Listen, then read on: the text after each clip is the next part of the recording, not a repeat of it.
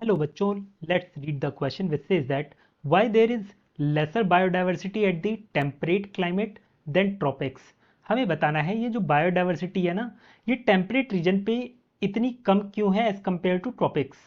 Here the key concept for this question is pattern of biodiversity. Pattern of biodiversity. अब देखिए यहां पर मान लीजिए ये है हमारा सन और ये है हमारा अर्थ। इस तरीके से अब ये सन से रेज निकल रही है, सनलाइट निकल रही है, ये यहां पर फॉल होगी।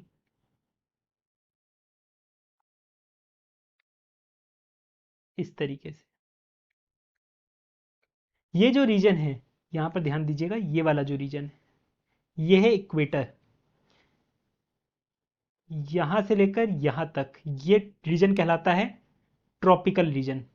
यहां पर सनलाइट सबसे ज्यादा पड़ती है।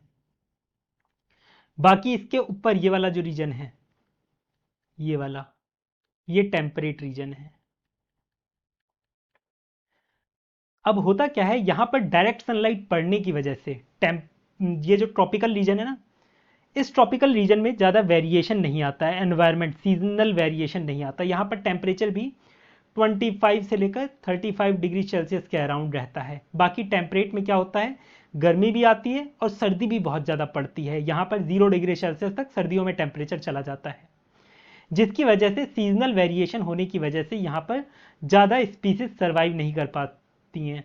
और वहीं ट्रॉपिकल रीजन में क्या होता है, सीजनल एक्टिविटी इतनी ज़्यादा होती नहीं है, जिसकी वजह से ज़्यादा स्पीसीज सर्वाइव कर जाती हैं। ज़्यादा सनलाइट आने की वजह से प्रोडक्टिविटी प्लांट की ज़्यादा होती है। बस यही हमें इसका आंसर करना था।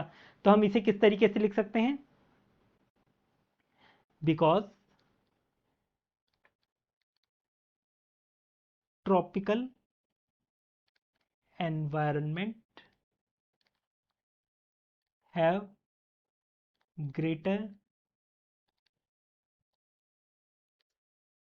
sunlight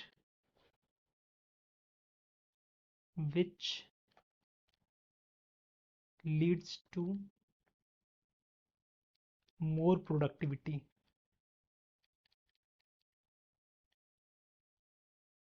hence accommodate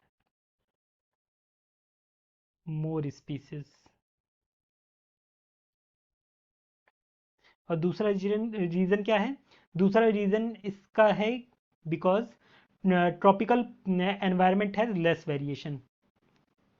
tropical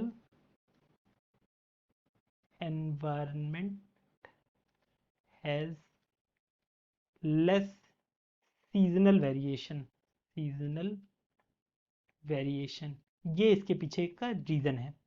I hope you understood it well. Best of luck.